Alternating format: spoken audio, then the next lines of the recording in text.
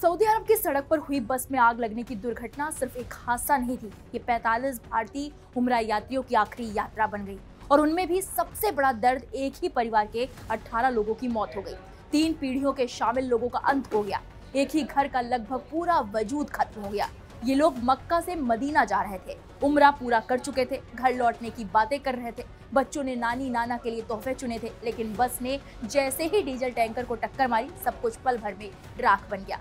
अब मारे गए लोगों का सऊदी अरब में ही उनके रीति रिवाजों के मुताबिक अंतिम संस्कार किया जाएगा। ऐसे में सवाल यह है कि आखिर सऊदी अरब से भारतीयों के शव को वापस क्यों नहीं लाया जा रहा है।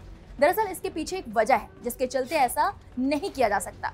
सऊदी में इसे लेकर कानून बनाया गया है। इसमें उम्रा मंत्रालय की तरफ से साफ दिशा निर्देश जारी होते हैं और यात्रा पर गए लोगों को एक डिक्लेरेशन फॉर्म भरवाया जाता है। इस पर साइन किए बिना मक्का मदीना की यात्रा नहीं की जा सकती।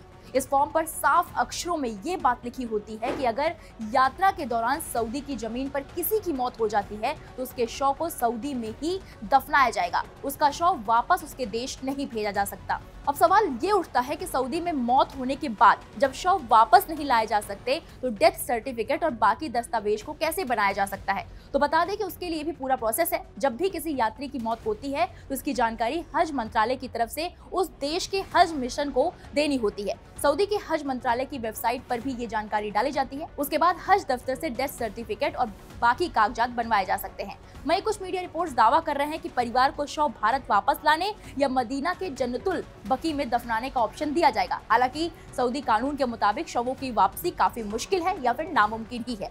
वहीं पीड़ित परिवारों को तुरंत मुआवजा मिलना भी काफी मुश्किल है, क्योंकि सऊदी अरब में सड़क दुर्घटनाओं में सरकार की ओर से कोई सीधा मुआवजा नहीं दिया जाता।